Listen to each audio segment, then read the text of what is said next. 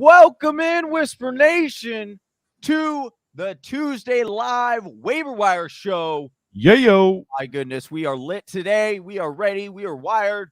We are wired to get this out to you. Sorry about the slight delay, Whisper Nation. We had a little bit of technical difficulties with StreamYard this morning, but we are now live. We are now official. And here it is, the Waiver Wire Show, Week 11, getting you prepared. As always, joined by the man, the myth, the legend, the one, the only, Big Travie. Find him on Twitter at Big Travie TFW, excuse me. And you can find me on Twitter at Johnny_Game Time. Big Travie, what's going on, man? Tuesday. Yeah, man, we've got we've got exactly 4 weeks until most fantasy football playoffs are starting. That means 1 month to change your fortune around. If you are out of the playoffs, if you are out of the playoffs and you're more than 4 games back, ouch, I'm sorry, it might be over for you. But if you're anything 4 games or under out of the playoffs, then buckle the F up and get with us right now, because we're going to bring you through that playoff push. We're going to talk waivers today. We're going to talk trade for and trade away tomorrow. We're going to talk about news and nuggets on Friday. We're going to get your lineup questions answered Sunday. I mean, we are doing this every day. We're grinding over here, Whisper Nation, to get you guys that hardware.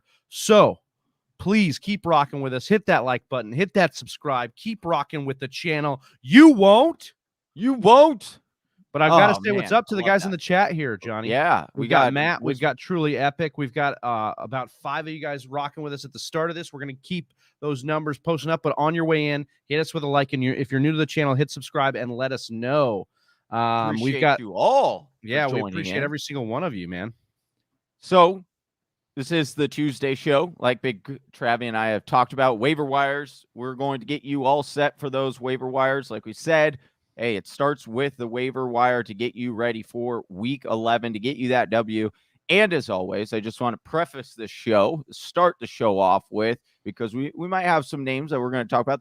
They're deeper stashes.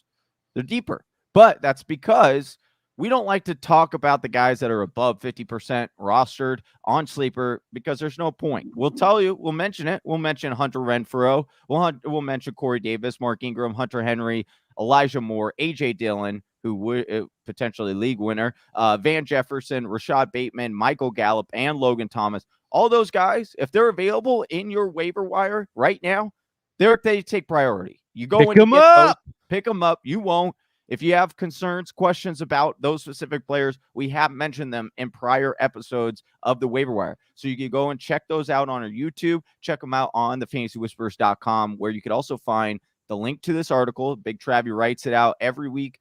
Post to that is in the description. So if you don't want to listen to this whole show, you don't like seeing our beautiful faces, you can certainly read the article and storm up on these players that, or are over 50% roster. But like I said, Travis, we're talking about players that are under 50% rostered.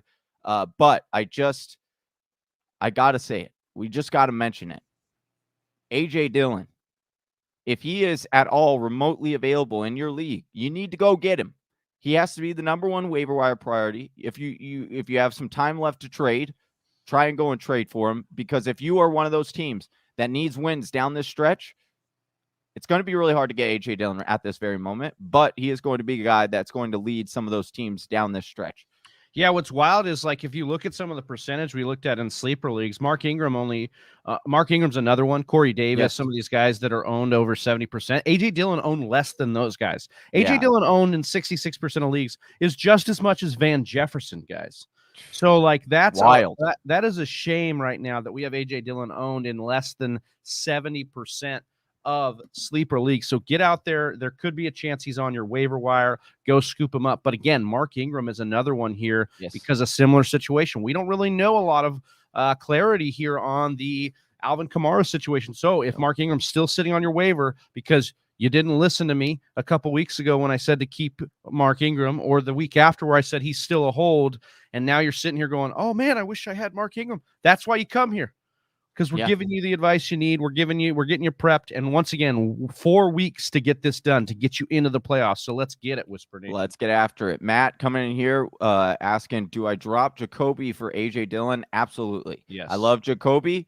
Finally got in the end zone.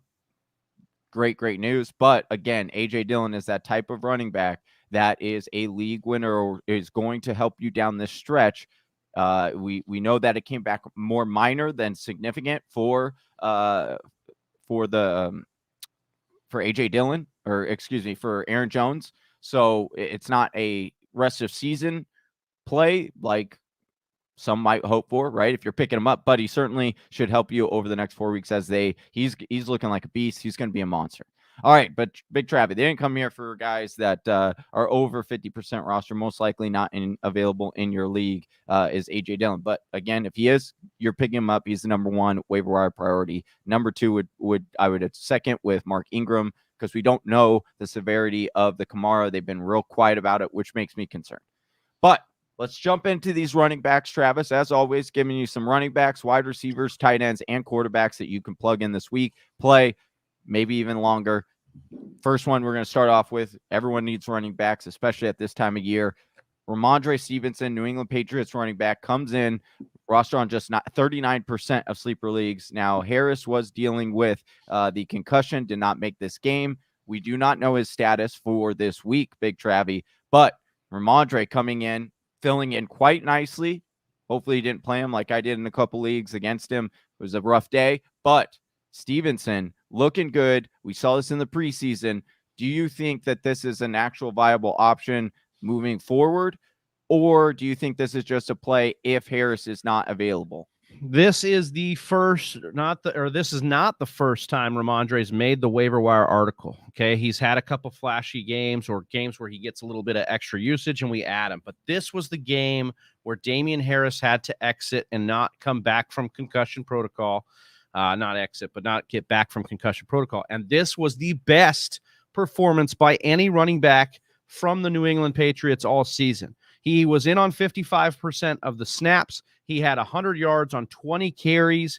He had 4 receptions on 5 targets. I mean, and he had a red zone target as well, along with another goal line stuff. So he could have had 3 touchdowns, could have had 4, Johnny. Like, he was really rocking for this team. Now, the big question, and Mr. Miyagi comes in here with a very, very good question here. He says, look, I get the love for Stevenson this week, but when Harris comes back, he isn't going to get a huge workload. I would agree with that. But the reason that Rhamondre Stevenson remains so high on the waiver, one is the lack of depth on the waiver right now. We just don't have a ton in the running back situation.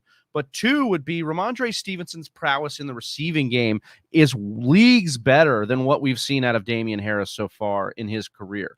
And so for that reason, there is no James White in this offense anymore. If Stevenson can quit missing blocks, can quit fumbling, he will probably take over the James White role and still be used a little bit in the red zone here for this team because he's been able to punch in goal line work as well. So I actually think his ceiling is higher than a Damian Harris. And we're saying he can't take the job over, but I wouldn't be surprised if he does because of what he's been able to show here. Damian Harris has lived off of touchdown value. I think Rhamondre's a little bit more sustainable with the receiving work. And so for me, I like it. Now, both of these guys are probably, I'm probably selling the New England backfield after the next couple weeks because their playoff schedule is brutal. But we've got this game against Atlanta, and here's the key: we don't know if Damian Harris will be back, but they play Thursday, Johnny. This could be another game where Rhamondre gets in for a full workload. So the juice is worth the squeeze here on Rhamondre. I know it's not the sexiest long-term fit, but again, we've got 4 weeks. We're not really playing a long-term game if we're fighting for playoff spots. We're playing a weekly game here to try and stack wins to get into the playoffs. So you need to maneuver these pieces and think about short-term as well. I do like that. I do think that Harris does still retain, the lead role here once he comes back. But again, that was a key point talking about the Thursday night game. There might not be enough time for him to we don't know how close he was to making Sunday's game. So it is something to keep monitoring, especially because he did play so well. You could look for Bill Belichick to be like, hey, we'll roll him out another week. We'll keep Harris, give him a little bit extra rest, and then get him really good after that, or with another week's rest. So very interesting player. But like you said, we only got 4 weeks left. You don't necessarily always it's not rest of season right now for some of these players that you're picking up. They could potentially lead to that. But again, right now we're just trying to get you wins week by week. We got 4 left. We got to get you the playoffs. So next running back we're going to talk here is Wayne Gallman, Atlanta Falcons, roster on just 3% of sleeper leagues, Travis. But Wayne Gallman, you want to bring him up here? you're just like letting me have that one, huh? You don't want any part of bringing him up here? I mean, similar. Who? New England's opponent for Thursday night? Atlanta. Okay. Yeah. And so we know right now that Atlanta is dealing with some things. One, so everybody's going to look at the box score for Wayne Gallman and say, wow, he had the team high rushing yards with 55. He had the team high carries with 15, but they got blown out. Was he used only in this blowout? No, he was actually used in the first quarter, and that's because Mike Davis saw his worst performance of the year with them as well. And so it looks like we've talked about this before where we thought that Mike Davis was going to be a situation that could be phased out with Wayne Gallman. But here's the thing. Wayne Gallman getting 15 carries, Cordarrelle Patterson dealing with the ankle, the quick turnaround. So again, I think that if you miss out on Rhamondre, Wayne Gallman actually could have a little bit more season-long value if Mike Davis is going to be phased out and Cordarrelle Patterson. If that's a sprained ankle, if it's a high ankle sprain, that could be a long time. It could be 3 to 4 weeks here for our guy Cordarrelle Patterson. So for me, Wayne Gallman is a really high priority pickup this week. Look. Drain the swamp isn't just a political term, okay? It's also the state of the running back situation right now. So the swamp is completely drained, and there's one swamp monster or two left, and Wayne Gallman looks to be one of those. Speaking of draining the swamp, dude, we got Eduardo coming in here. We got to hit him with a Ric Flair, a good old woo, woo, woo, woo, woo. Right. So Eduardo's asking Sanders or Gabe Davis rest of season. So Johnny, this one's tough because I think they're both about the same player, and I think it's a revolving door in Buffalo for these secondary pieces. What we did see was Dawson Knox's first game back, so he wasn't really used as the deep threat. We saw Gabe Davis being used a little bit as the deep threat. He makes it as an honorable mention for me, and we'll talk about other wide receivers I like a little bit more. But I think if I'm going to make a call, I'm going to go with Sanders. That's the guy they signed in the free agency. That's the guy they paid big money to. And I think that's the guy that they'll end up working more rest of season. That would be my bet. I do think Gabe Davis is very interesting as far as dynasty goes. But, for rest of this season, I think you're right, Travis, on that one. I would trust Sanders more than Gabe Davis. And as you guys know, we will continue to rock with your questions towards the end of the show, but we will give you immediate answers if you hit us with that super chat because we sell out. That's what we do around here. Put on a show for the people. That's what we do. Yeah, that's right. Next up on this show, another running back here. We have Donta Foreman, Tennessee Titans running back, roster on just 4% of sleeper leagues. We've talked about him in the matchup breakdown. We talked about him briefly yesterday on the Monday night live stream. He does look the best on tape, just visually, eye-wise, of the 3 running backs there for Tennessee. Obviously, Derrick Henry going down. We also know that Foreman, just built-wise, is very similar to, if you can be, I guess, to Derrick Henry. I thought you were going to say it, dude. You were going to say it. No, I wasn't going to go that far. But I'm just saying, when you look at his stature, right, he is a much thicker, bigger running back. Ooh, he's thick with 2 C's? Too thick, yeah, thick with 2 C's. And you like that as a running back. But you look at the box score, not super sexy, right? Didn't average a tremendous amount. But they did go against the New Orleans Saints. He has just been back on this roster for 2 weeks, Travis. So explain to people why Donta Foreman is a player that you should also be looking at as a potential not only to play this week, but of these 3 guys, he actually probably has the most interesting longer-term potential. Yeah, definitely. I think all 3 of these guys are kind of in a tie. I did rank them accordingly, and we went through the ranking there, but they're kind of all tied as far as short-term value meeting long-term value meeting the offenses we're investing in, because there's some play in all of these offenses that we kind of want a piece of. We look at what Foreman did. And only 21% of snaps against the Rams, he was averaging 5.8 yards per carry with the 5 carries that he got. Then, as Johnny said, plays the New Orleans Saints last week, increases the snap share up to 35%, and then gets 11 carries. Now, his yards per carry dips down, but that is a tough matchup, like Johnny was alluding to. The big thing for me was the 2 catches on 2 targets for 48 yards. So showing some burst in the passing game as a receiver. And so, yes, this is the kind of stat line that shows us that maybe Foreman equates more to a combination of AP and McNichols. And if the Tennessee Titans, if we can assume rational coaching, and they see it the same way as well, then I would actually kind of figure that D'Onta Foreman is going to get even more looks down the stretch. And then, Johnny, we look at the schedule. The New Orleans, he's getting Houston, New England, then a bye, then Jacksonville. So New England, not a great matchup, but they're not terrible as far as our running backs against them. But Houston and Jacksonville are prime matchups to attack at the running back position. So I actually like the next couple weeks, and there's a bye in there. And we know what happens sometimes with the bye, Johnny. The team readjusts and puts new game plans in place. So, yes, Foreman is a stash, especially those. The reason he's the one further down is because I think right now it's a little bit tougher to see how you'd get him into your lineup with confidence. But Houston, maybe they blow him out. He's going to get some more work. I would say this. I think of the 3 short-term, he's got the worst short-term value right now, but he's got the best long-term value going forward. And if you're a playoff team, you have your wins stacked, Foreman would be my highest priority because he could end up winning the job by the end of the year. I like that. Okay, so I'm going to give you some players. I'm going to ask you if you would drop for any of these 3 running backs, right? We've got Adrian Peterson or Jeremy McNichols for any. So the other 2 contrarian running backs there.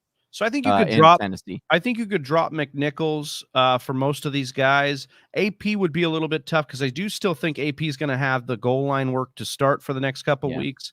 But I'm loving what I'm seeing out of Rhamondre and Foreman. I think that would be kind of the break there. It just, again, this depends on what your lineup's going to be, Johnny. Like where are you at in your league?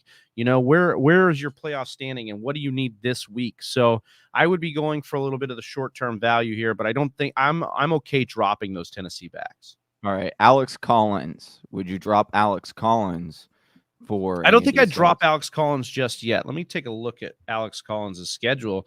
But I would just say this, like today, Pete Carroll was quoted saying we need to run more.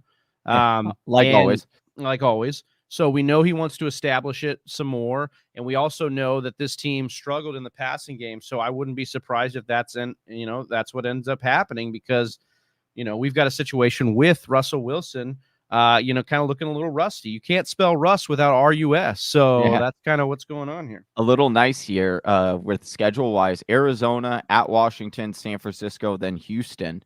Not really run defenses that you're too terribly afraid of, actually. You're pretty excited to get your guys in there if you can. So I do think Collins, I'm willing to hold on for just a little bit longer till we get a little bit more clarity on that Chris Carson injury. So we've got about 15 of y'all watching the live stream with us here on YouTube. Appreciate you all. Only 3 likes. Let's get those likes up. We got to match what we got for the viewership as well, and we will continue to keep rocking with your questions towards the end of the show. As Do It 420 says, don't forget to like the stream, y'all. It actually really does help. We're trying to trick the robots here and get the algorithms going. It's like Terminator. We got to beat the robots here. Yeah, it's all a mind game. It's all a mind game. Yeah.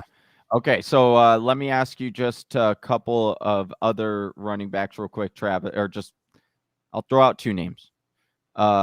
Jordan Howard with potentially you have some returns there in the backfield. And then what about Khalil Herbert? So I'll give you those 2, Khalil Herbert and Jordan Howard. This is tough, man. I like Herbert as a contingency piece. If I have Jordan Howard or if I have David Montgomery, I'm keeping Herbert over maybe even D'Onta Foreman. Because I think that if anything happens to Montgomery, we've seen he's basically a 1-for-1 replacement for Montgomery in the offense. I don't know if he's the same kind of runner, but he's been effective. So it would be hard for me to drop him if I'm the David Montgomery owner. On the other side, Jordan Howard is interesting, except for the fact there's too many backs there. So I'm okay dropping Jordan Howard for some of these other guys with upside because Sanders is probably due back this week. And once he gets back, we're going to have a bunch of guys there That's a little bit nasty. Could get real muddy there. Real freaking naughty. Real freaking naughty. All right, moving on to the wide receivers now. Got my guy. Started off this season, I thought he could break out, but then you had the speedster and Ruggs, break out in the beginning of the season. Now he's no longer there. Renfro led the team in targets, but didn't have the best game of all the receivers there for the Raiders. It was Bryan Edwards, our guy. Is he going to be who we thought he was the rest of the season? Is he going to be the guy that we want for this Raiders offense moving forward besides Waller, of course, right? We want Waller. But can we bank on this game? Can we bank on the fact that he got more yardage, more targets than he had seen over the last couple of games? Is it time for us to trust in Bryan Edwards now? Johnny, this Raiders team, Bryan Edwards is no exception to this. They've been a roller coaster, this team. I mean, it's just been wild on and off the field. But I will say this, the reason Bryan Edwards is my number one wide receiver this week is because the offense is so good. They are averaging over 300 yards per game passing. We know they're a good passing attack. And for me, if Ruggs' targets are now vacated, which we know they are, and we're finally going to see Edwards used as a deep threat, which he was against Kansas City when he racked up 88 yards and a touchdown, then that is what we want to see for upside. So if he's the deep threat in an offense that's already producing quite a bit of yards as it is, then he is worth the ad here because he could be a guy that we're looking at down the stretch, getting wide receiver 2-3 valued in certain games down the stretch. Now check out these matchups, Johnny, on the schedule. Cincinnati, Dallas, Washington, Kansas City. If these defenses aren't good or if they aren't good matchups for our wide receivers, they are teams that we want to throw against. So Washington, bad defense. Dallas, we're going to have to throw. Kansas City, we're going to have to throw. And Cincinnati, we know Joe Burrow can light it up there. This could be a sneaky shootout this weekend. So Edwards is already on the flex appeal radar as soon as this weekend. And if he can get up to 4 to 6 targets a week, where he's stretching the field. I mean, not 29 yards per reception last week, Johnny. Yeah, it was balling. That's some big play for a guy who in the offseason, we know Gruden, we don't trust his takes on a lot of things, but he was comparing Bryan Edwards to Terrell Owens in the style of offense that they ran. So this is a big play threat, a big bodied wide receiver that could be a huge target for our guy, Derek Carr, down the field. Mr. Miyagi coming in, throwing some shots, 4 targets with 3 receptions. I don't know. Sounds like Peoples-Jones from last week. Actually sounds worse than Peoples-Jones sounds worse than that. Yeah, I'll tell you, I'd rather have Bryan Edwards than Peoples-Jones. That would absolutely be that's something I would. The offense, man. And look, we're going to talk about some guys that maybe have some more consistency than Bryan Edwards for sure in this, as soon as the next guy we're going to talk about. Yeah. But I will say the upside for Edwards is why he ranks the highest for me here. So you segued it pretty nicely talking about consistency. Consistency wins championships for fantasy football. Not sexy names all the time. And I'll tell you, this next name is not super sexy, Big Travie, but I'll tell you what, we've been giving this advice for a couple of weeks now. And if you've been playing him, you have been getting some very nice, steady production from probably one of the most unlikeliest sources. That's right. My boy, Jamal Agnew, coming in here on this list for number 2 on the wide receiver waiver wire column here. Talk to me about Jamal Agnew and why he's not the sexiest player, but you should really, really, really consider potentially picking him up and throw him in your lineup. Yeah, it's really simple here, Johnny. He continues to defy. He continues keep it to simple, stupid. Yeah, he continues to defy logic. Like this last week, he took 3 rushing attempts. That's rushing attempts. He's a wide receiver. He's not just a wide receiver. He's a converted cornerback, I believe, that also does their kickoff and punt return usage too. So if you get bonuses for that, he's already a guy you're looking at as well. But 3 rushing attempts, 79 yards and a score last week out of nowhere. I don't think that this kind of Cordarrelle Patterson usage is going to stick. It's not sticky for me because James Robinson working his way back from injury, and obviously how much we love Urban Meyer loves Carlos Hyde. But I will say Jamal Agnew is someone he loves too. A couple weeks ago, said he was the best separator on the team. And now we have, in 5 games without DJ Shark, he's got double-digit PPR points in 4 of those games. So, Johnny, he's leading them in targets. He's consistently getting the usage as a pass catcher. He's not huge in the yardage department as far as receiving yardage over the last 3 weeks, but we can live with that if he's going to soak up the catches, especially in PPR. So for me, Agnew, if you like your wide receivers with more pop, then you go Bryan Edwards. But if you like that PPR floor, then you go Jamal Agnew as like a poor man's Hunter Renfrow with the Jaguars here. Yeah, and again, he's not going to be someone that you're going to plug in your lineup looking to get a mega ball stay from, but he's someone you can plug in your lineup that you could say, all right, especially in PPR, maybe not so much in standard, but in PPR, you can plug him in and he's going to get you that 10 points that you can bank on because somehow, some way, he's just going to get it done through the course of how they use him and utilize him. All right, moving on to the next wide receiver here, we have Marcus Johnson, Tennessee Titans wide receiver. We know Julio Jones placed on or is out for at least the next 3 weeks with IR stint.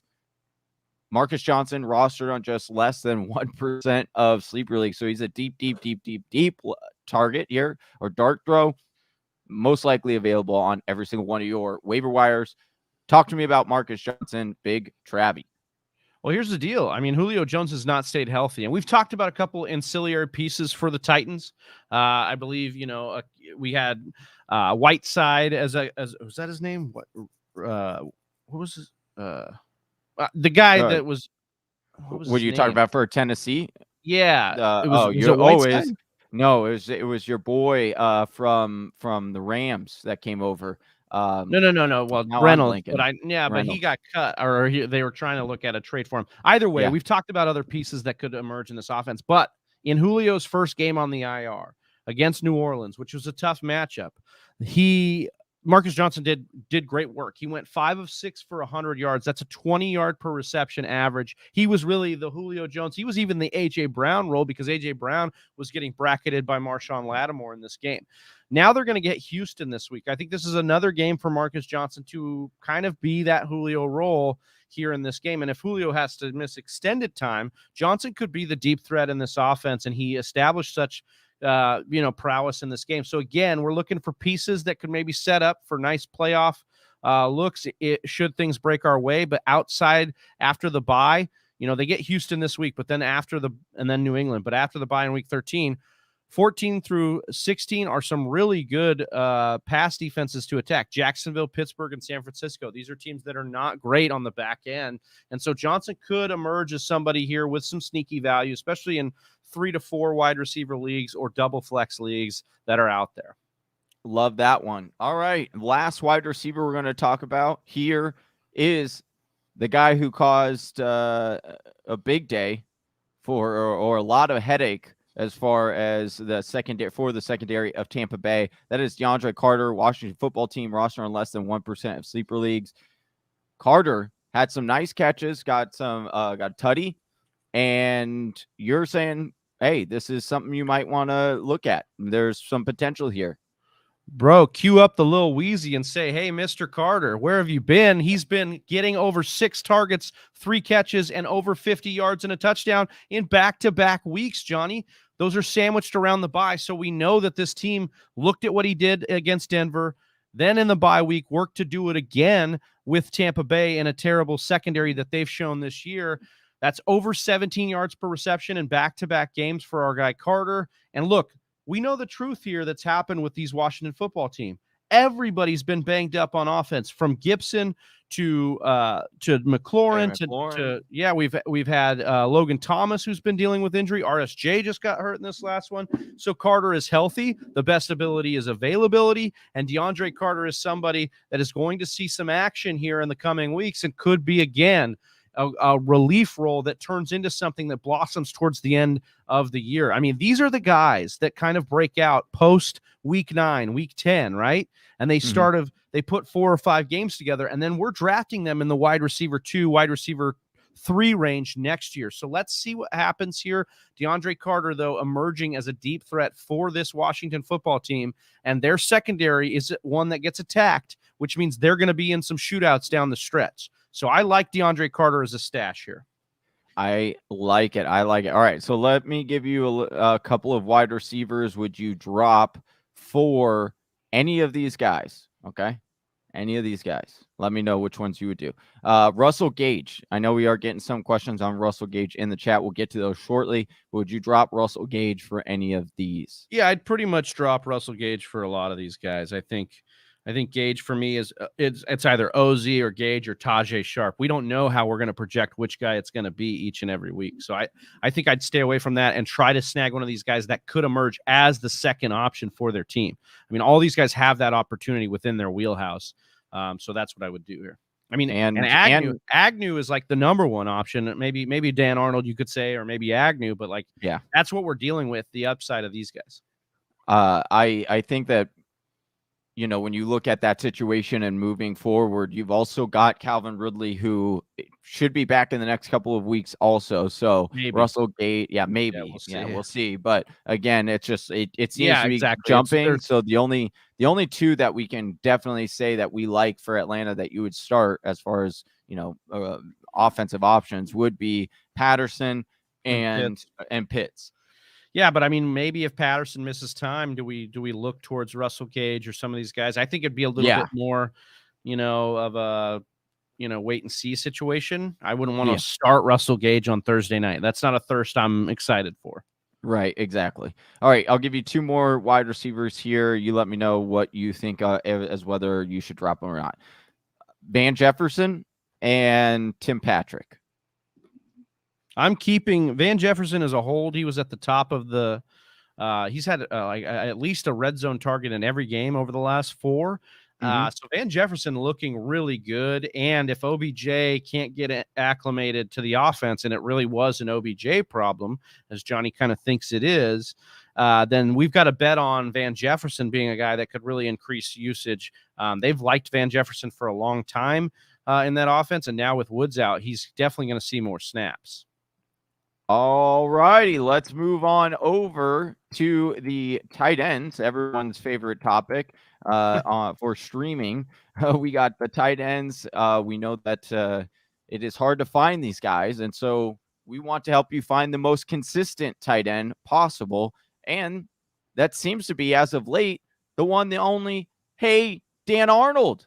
Going on, right, getting dude. traded. We've talked about some throwback rap jams. We're going to talk about a throwback cartoon in the day. One of Arnold, the best cartoon back must in the day. Must have been Urban Meyer's favorite cartoon, because right now we've got Dan Arnold posting 7 or more targets in the last 3 games. In fact, since he's been traded for, he's got 7 or more targets in 4 of his last 5 games. And he's really upped the usage of the yardage, because in those same 4 games, over 60 yards in those games. So PPR points, Johnny, he's had over 10 of them in 3 straight. He is emerging here as a tight end 1, and somebody that is probably going to soak up the most targets and is the safest bet. He's even safer than Agnew to me, because I think it lines up more logically as a tight end in this system, as a tight end for a rookie quarterback in Trevor Lawrence. We like what Dan Arnold is putting on this team, or putting on film and then doing for the team. And Urban Meyer has already said that he loves Dan Arnold. He's my number 1 tight end waiver wire pickup.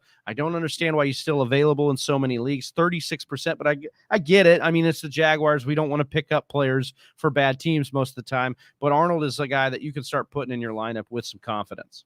I think that Dan Arnold, when you look at the offensive coordinator and Darrell Bevell, we know what came from Detroit, and what did he do? He targeted the tight end on an 18 to 20% range throughout his career with Detroit, and with some of the other pieces that he's the other offenses that he has coached. He likes to use the tight end. Dan Arnold, a solid tight end. So I love this. I do think it is the safer play when you're talking about, would you rather have Agnew or Dan Arnold? I would rather have Dan Arnold than Agnew. And these matchups down the stretch, Atlanta, the Rams are actually, they've been getting a little bit torched by tight ends. Tennessee, we know that's the part of their weakness as well as the tight end position. And then Houston, man, in those fantasy playoffs, week 15, Houston's one of the best matchups for your tight end. So, look, Jersey J asking, I'll just cut to the chase right now. Dropping Schultz for Arnold. I think I am. would. I think Yeah. I am guaranteeing a little bit more usage here for Arnold than I am Schultz, with Michael Gallup back in the lineup and with the whack-a-mole situation we're seeing within the Dallas offense.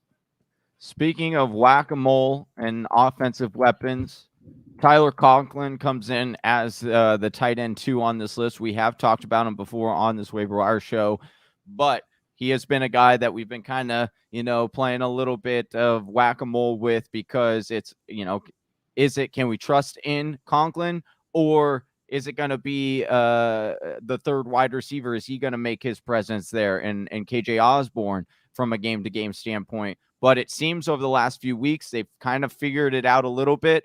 Conklin emerging as one of those like later round, stash tight ends that you can plug and play, and it's going to get you a solid amount of fantasy points per week. Might not be, again, the sexiest name, or he might not be targeted the most, but this offense does move the ball. Conklin, Travis, do you like him regular rest of season? Whereabouts do you have him as far as his outcome rest of season? I think he's going to end up within the top 15, 16 at the position, which is tough, but I think we can continue to roll him as a streamer because he hasn't really let us down yet. If we picked him up prior to the bye in week 6, he's got 10 points, 9, and 16 in PPR. I mean, that's good for our streamer. We're continuing to roll in the flames with him. The problem here is you'd look at the box score and you'd say, man, he only caught 3 balls and he only had 11 yards. He did score 2 touchdowns, but he only had 11 yards. That was his lowest total since week 5. So really a little bit scary there. But I will say this, it was kind of a weird game, the weird field position for the Vikings as well. I'm going to continue to stack Conklin in my lineup here, but we're going to talk about another tight end next, right? And we're going to talk about Conklin. Look, where I think that Conklin is maybe too hot, and I think Gerald Everett has been maybe too cold. I think that Dan Arnold is just right, and I think that's why Dan Arnold was just right at the top here. Conklin is my second choice, though, and you likely, if you picked him up, you're going to continue to roll him out there, but 29% still rostered in. They're going to have this matchup against Green Bay where I imagine they're going to have to throw in this one, and I think that's a better way to attack Green Bay is with the tight end position, and we're going to talk about how that was done last week with Gerald Everett. So I think Tyler Conklin is due for a little bit of positive regression in his yardage. Speaking of, you talked about the 3 tight end, Miss Goldilocks over there. Tell me, is Gerald Everett, is he, too hot, too cold, or just right as far as that bowl of soup, bowl of porridge? Can you get him in your lineup this week at the tight end position? This is tough. They're playing the Arizona Cardinals, which I think that's rough. Yeah. Well, it's not always rough. Look, here's the thing. I almost said Dawson Knox. Arizona here is a tough matchup, but I will say this. What I saw out of Russ, we talked about him being a little bit rusty here. This was the only receiver, not DK, not Tyler Lockett. The only pass catcher that really Russ vibed with was Gerald Everett. He caught 8 of 8 targets against Green Bay for 63 yards. That was good for 14 points in PPR scoring. So for me, I'm a little bit hesitant. He's definitely the third. We've seen him have good games and then just god-awful games. So I'm not really trusting in this a lot, especially in the tough matchup. But if we're desperate, if we're in tight end premium leagues, I think Everett has some allure here as Russ works off the situation in the finger here. I mean, he rushed the timeline here, so it would make sense that he's leaning on his tight end to kind of be the safety net as he tries to work back. It feels like he's trying to heal and play at the same time. And I think Everett, walking and chewing gum at the same time is difficult. It's not good. Rub your belly and tap your head and see what happens there.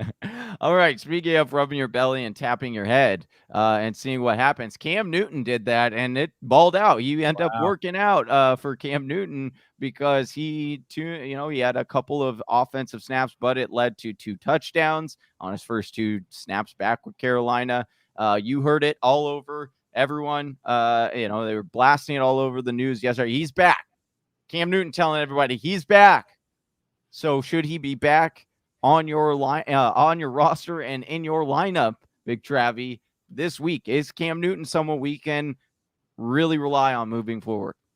Johnny, I don't know how you wouldn't want to put him as your number 1 streamer this week. I mean, look at it. Like He You won't.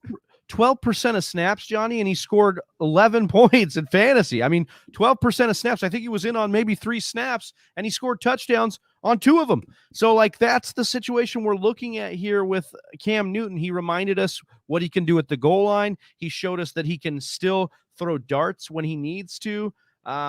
Look, this is a team he's rejuvenated to play for again. He's been hanging out with Robby Anderson at his press conferences and taking selfies, and he's really having a good time. And, Johnny, you could not ask for a better matchup to attack than the one he gets this week in Washington, whose secondary is just absolutely atrocious. So, for me, they're basically saying that he's set to take the first team reps. He's going to be ready to be the starter this week. I am okay streaming Cam Newton over most of the guys that we're relying on Teddy Bridgewater week to week. We're relying on Tua week to week. We're relying on these guys that just have not gotten it done for us. And I think Cam Newton is as good a bet as any to get it done in a plus matchup with a rejuvenated squad. And look, if Sam Darnold can be the number 4 QB in the first month of the season in this offense with CMC healthy, then why can't Cam Newton do that? So that's where I'm at with it. A guy we haven't been trusting in our lineup, but has been getting it done. That is the one, the only Mac Jones. Who? Mac Jones. Just getting things done because he's just super efficient and he is doing what is asked, looking like one of the better quarterbacks as far as the rookie standpoint. Could win Rookie of the Year. We'll see. There's, Chase is making a good stand as well. But is it time? Is it time to get Mac Jones in your lineup? Can we trust him in anything but like a deep, like a dart throw for super flex? Is he? Yeah, I mean, it's tough, steady? and I know Mr. Miyagi's coming for me in Discord and coming for me in the comments right now with all these streaming options.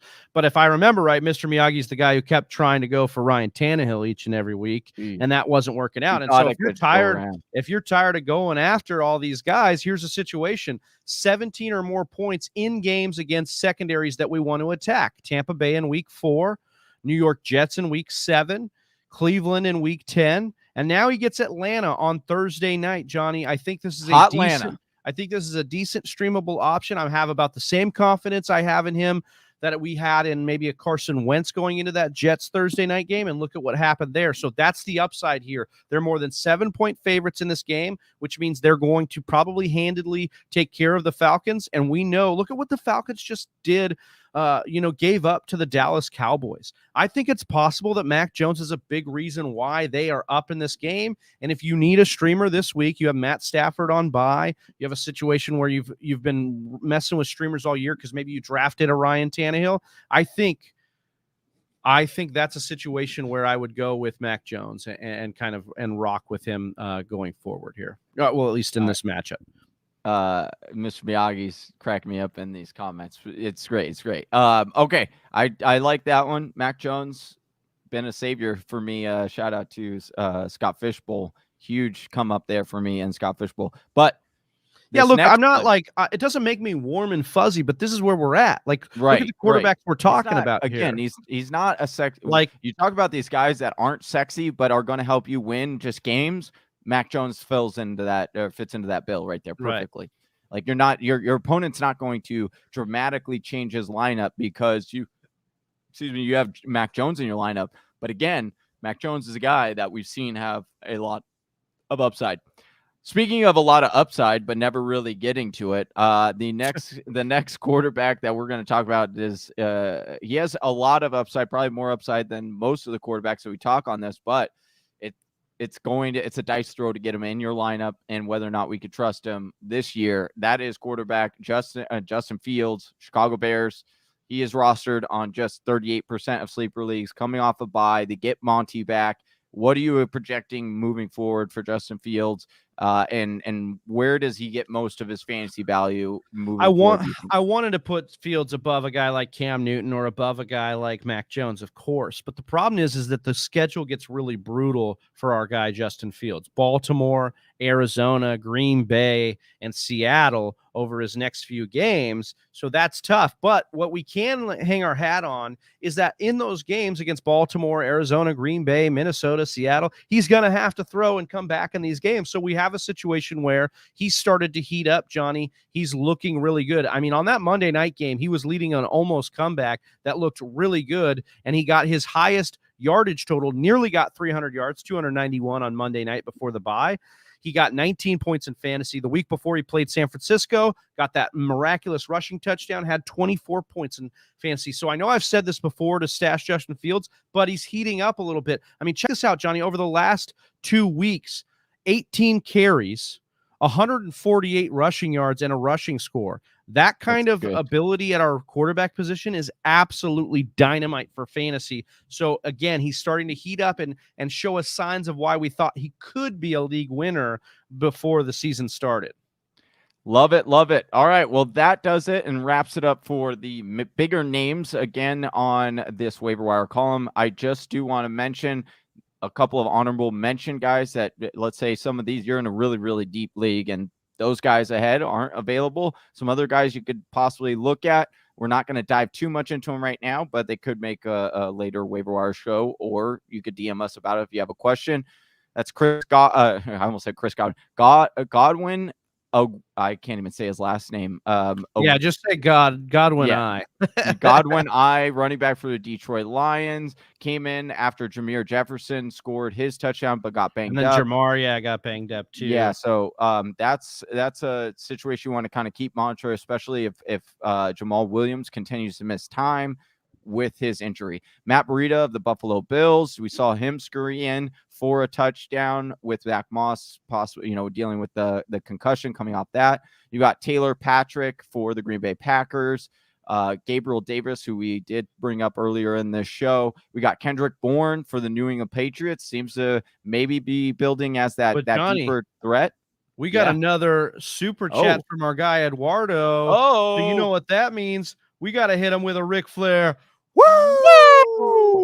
Let's go. Eduardo is asking Logan Thomas and Instastart over Knox. I'm going to tell you right now, Eduardo, I'm still rolling Knox out. I know he had a rough game, first game back. Logan Thomas still banged up a little bit. We'll see if he gets back here, but I think Knox will settle in. I mean, this was a guy who was showing us Robert Tonyan upside from last year, this year in that offense. And I trust the offense a little bit more. I trust the quarterback a whole lot more.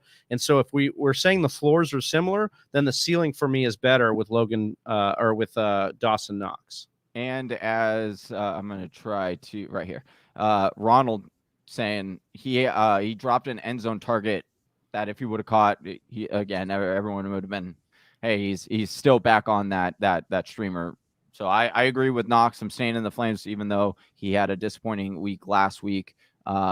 Logan Thomas is interesting to me, though, moving forward.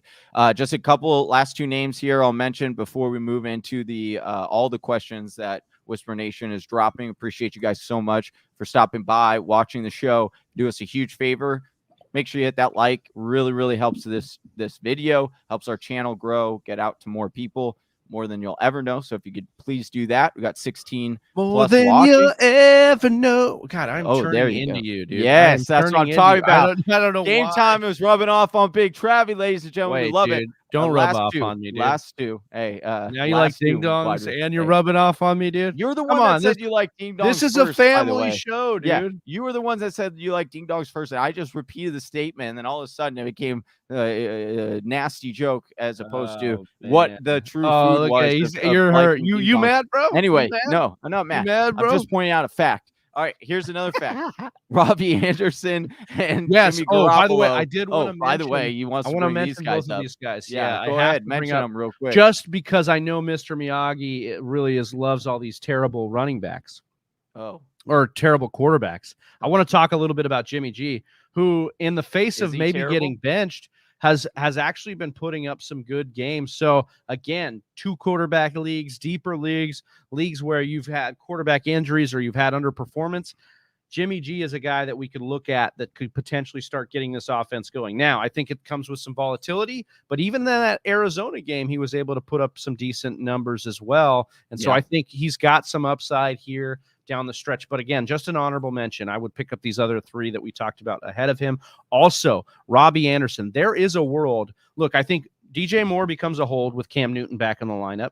But I think there is a world where Robby Anderson could be a guy you stash up because, bro, they are taking golf carts to practice together. They are at press conferences together. No, you can laugh, Johnny, but we know that chemistry is a real thing in the NFL. Yeah. And if you have a boy and he's your boy and you're a quarterback and you can get him the ball, that's something to look at. And we know in this offense, when they've targeted or when they've tried to get Robby involved, they've gone at him quite a bit. Now, will he catch those targets? We don't know. Robby Anderson hasn't been good. But if he's going to get a couple deep shots from Cam a game, I think I might have a little bit more faith in that than Darnold at this point.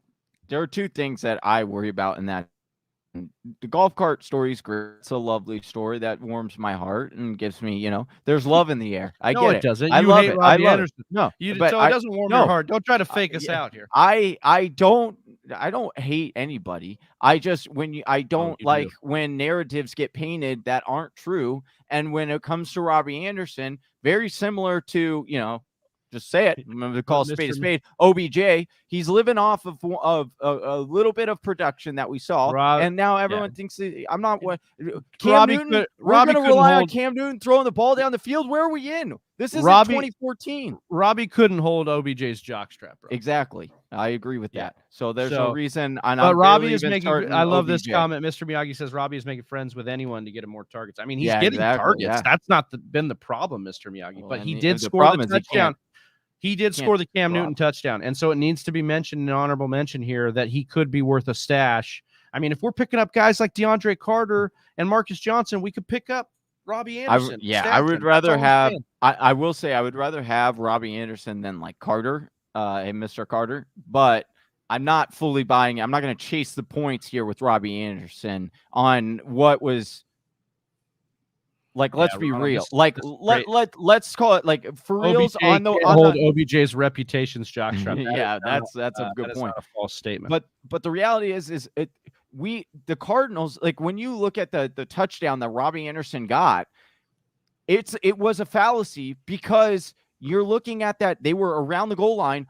Cam Newton doesn't know the offense. So what do you expect the Cardinals defense to do when Cam Newton comes in, especially when he ran the first one in for a touchdown? That's what we've only seen him do over the last 2 years is be able to run in touchdowns, not throw them. So I'm not buying too much into a Robby Anderson touchdown. You're getting a little heated up for an honorable mention here. Dude. This is just, I'm just saying. I need you to understand that I'm not saying that he's a huge pickup for me, but there is a world down the stretch where Robby Anderson's top 12. We get it, dude. Rest of the season. All right. We get it. No, I'm just kidding. It's like arguing with a 3-year-old over here. So no, I'm letting Whisper Nation know, like, don't chase the points as Robby. If you want to pick them up, put them on your bench to stash. Johnny, this is what we're doing. This is where we're at with wide receivers. We're chasing the points with Bryan Edwards. So I'm just saying it's worth it to look at wide receivers that are getting. But I trust in the targets and the quarterback of Bryan Edwards and Derek Carr and that offense more than the four targets are just superior, Johnny. They are. Targets are just from really Derek Carr. Oh, you think four? You were saying that's why. If I said you could have 4 targets, bro, that's why Bryan Edwards either Derek Carr or Cam Newton. Who you taking the 4 targets from? Derek Carr, but that's why he's ranked ahead of me. This was an honorable mention show that you just couldn't let me talk on, and you just had to come in. I gave you your time. I thought it was. You had to put Robby Anderson in the OBJ bucket because you just have to get an OBJ jab in every show. I do always because he messed up last night, and we don't want to say it. All right, LeBron's brain. I like this. This is pretty great. Would you trade Hawkinson, Gibson, Jerry Jeudy for Dalvin Cook and Knox? Cook, 22nd running back. Gibson, Jeudy, and Hawkinson for Dalvin Cook and Knox. Yeah, I think I probably would do this deal. I would do this. Yeah, I think I would. Yeah, that's a good question. I do like Hawkinson, though, and I think people are getting a little bit too pissed off at one Hawkinson 0 game here. Drain the swamp. All right, we got right here. Would you trade Zeke and Terry for D-Hop and David Montgomery? I would not do this deal. No, I would One, not either. Hopkins is hurt, and he was a sell high anyways because he wasn't getting the volume that he's previously got. He's still the hamstrings can linger. Terry is a guy with massive usage in his offense. I mean, we're talking about the next best option for Terry McLaurin to be DeAndre Carter. So that's where we're at with that offense. So for me, and then Zeke has been one of the best running backs in football. Dude, Zeke has been a stud. So if you took Zeke in the first, in that first 5 picks, because he was the one that usually fell, you got the best one. Because CMC has been out the majority. You've got Derrick Henry out now with the injury. Dalvin, Kamara's hurt now. Dalvin's hurt. Dalvin's been okay. Dalvin's been up and down, but not for where you got. I mean, the problem with Dalvin. I'll just throw this out. I have to throw this out because it was a great stat that Rich Rebar had. Is he's been stopped on the goal line 5 times, Dalvin Cook, and he's failed to score a touchdown after those 5 times he's been stopped. Dude.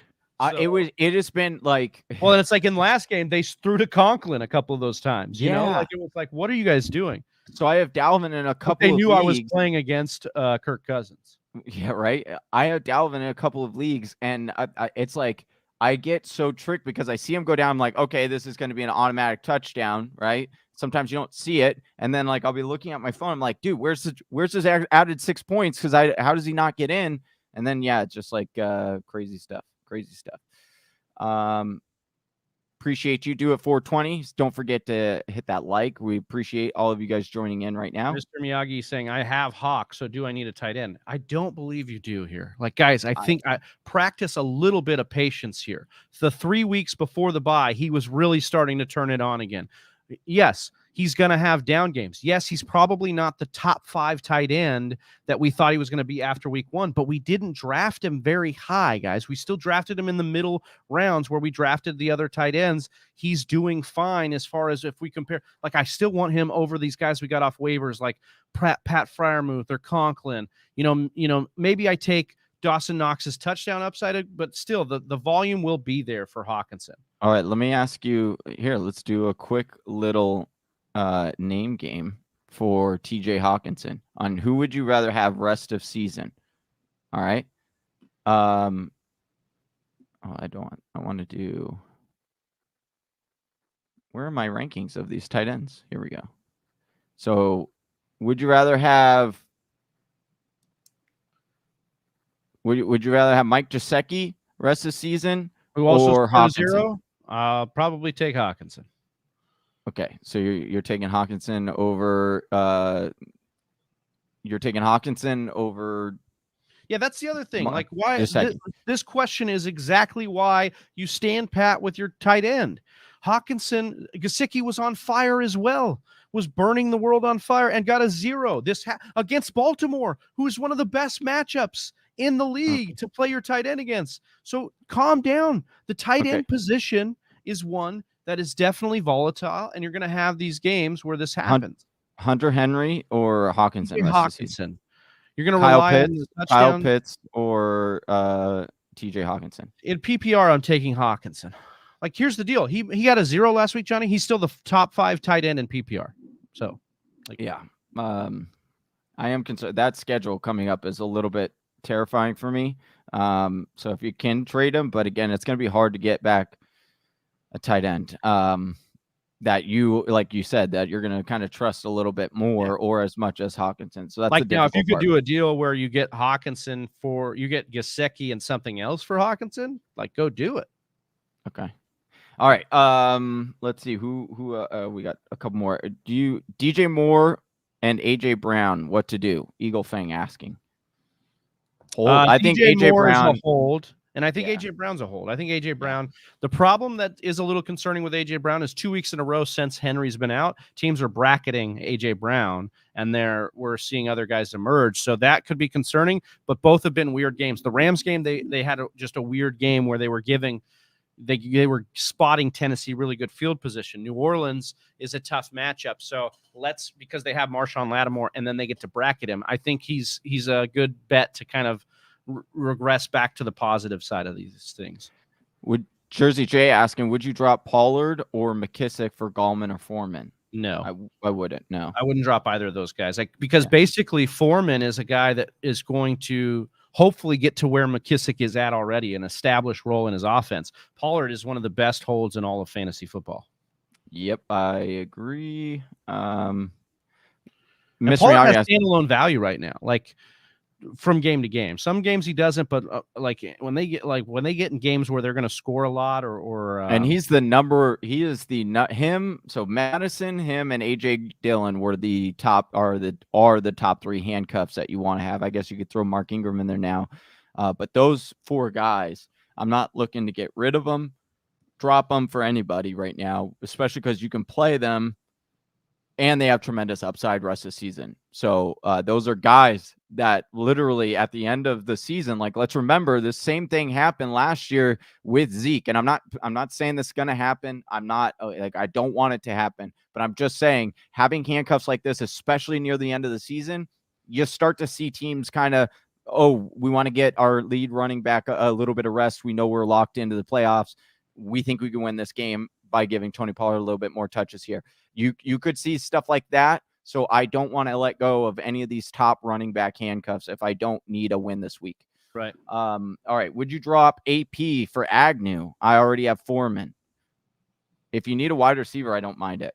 Because I've been watching AP, does not look great. But like you said, as of right now, they have him as the goal line running back. So there's some value there. But if Foreman, which you also have, continues to do what he has been doing the last 2 weeks, I do project that Foreman will be that running back that you're going to want there come the end of the season.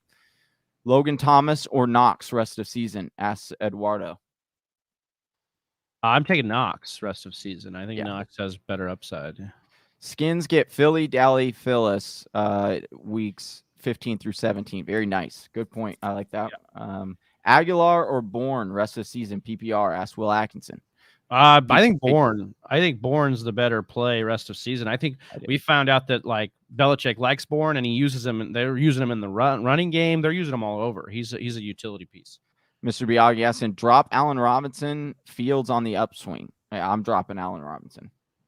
Yeah, we just don't have time to hold anymore unless we're a winning team, Mr. Miyagi, with winning record. You need to start putting guys in your lineup you can start. And right now, what kind of confidence do you have in starting Allen Robinson? Jersey J, ask him, what about Waddle or Judy? I thought you traded Waddle. You trade Waddle, and I thought you made that deal. Got Waddle and Gaskin, and then we're able to get an upgrade at the running back or wide receiver position, one of the two. But Waddle moving forward, I think, is going to continue to be what he was. It will be interesting. Fuller's supposed to come back. So monitor that. But again, as long as Tua is the quarterback, he's going to look for Waddle. That's his guy. Yeah, Waddle better get back, or Ridley better get back so you can trade. Yeah, that's your hope if you have him. David, what's up? Would you trade away Mixon and Javonte Williams for Eckler? Full PPR, I have Dalvin Cook and Michael Carter. Yes, I would do this deal. You're giving up a lot, but Eckler rest of the season has a pretty solid, or pretty, like, his schedule is not as bad. Mixon has a really difficult road ahead. Javonte, I would try to get another piece in there because you are giving up a lot for Eckler. I would try to get another piece back if you can, like maybe another lesson, like a running back dart throw, or like another wide receiver 2-3 borderline with this, because I do think you're giving up just a little too much for Eckler, but I do like trying to get Eckler right now. Let's see. Trying to find any more questions here. Dropping Alex Collins for Dan Arnold. Good move, bad move? I would keep on to Collins for a little bit if you need running back. But if you're that desperate for tight end and you have running back depth, then go ahead. Y'all think with Gallup back, Schultz is now a question mark? I do think that his targets are getting eaten into with Gallup back. Obviously, they like to spread the ball around there. We talked about yesterday on the live stream where I think it's starting to become where Big Travie still has a lot of faith in Amari Cooper. I still think that you can still throw him out there, but my only major pieces that I 100% am throwing in my lineup no matter what are CeeDee Lamb and Zeke moving forward, and then the other guys are spot starts depending on matchup. For me, that's just how I like to play. You can move on from Schultz for one of these streamers. You could move on for Schultz for Arnold. I mean, Yeah. he doesn't even have near the same upside in the offense as Cooper does. So comparing the two is not really fair. Oh, no. This is heartbreaking. I picked up Collins over A.J. Dillon this week, thinking Russ coming back would relevant. Oh, that's a tough one. So Tough I one. want to. I think we're gonna have to get through a lot of like just rapid fire rapid here, rapid 'cause we're running fire. out of time, guys, but because we got to get on. But we will be answering questions again tomorrow's show, and also make sure you get to the Discord. Link is in the description, and you can start asking some more of these questions here. One Jersey J asking Waller, Arnold, or Hawkinson rest of season. Let's see how high Travie is on Hawk. I would go Waller, Hawkinson, then Arnold rest of season. That's how I'd rank the three of those. Like it. I like it. All right. All right, guys. I think we're Bateman or Tony. I'd take Bateman at this point. He's had more consistent usage in the offense. Yeah. Let's see. I think that's about it. We want to appreciate everyone coming in, asking questions. Appreciate you all. If you have any more questions and we didn't get to them, apologize. Slim Reaper, real quick. I want to tell, and I want to Pitts, Knox, or Pat Fryermuth PPR. I'm going Pitts. Yeah, Pitts is the play there. All right, Cecilia here. Case and Cecilia says, "Did I make a good trade? They get AJ Brown and I get Justin Jefferson and Jerry Jeudy. I like this deal for you." Yes. Yeah, that's a good one. You got some depth, and Jefferson can equate to AJ Brown status here. Sweet. All right. Well, that does it for our Waiver Wire show. Appreciate you so much, Whisper Nation, for tuning in. Again, if you want to read this full article that Big Travie puts up, the link is in the description below, as well as check out any previous Waiver Wire columns that we have up. You can find those on thefantasywhispers.com. Make sure you get on over to Discord. Join that nation, Whisper Nation. We got a lot of chat rooms in there. We're always in there asking questions, sit, start, all of that. You can find that on our Discord. Link to that is in the description below as well. Big Travie, any final words before we close them out to play us out? No, Damian Harris did return to walkthrough, so watch that with your Rhamondre Stevenson shares. But again, this is a quick turnaround, so we'll see what happens if he clears protocol. All right, Whisper Nation, that does it for the Week 11 Waiver Wire show. Appreciate you guys so much. Thank you for tuning in.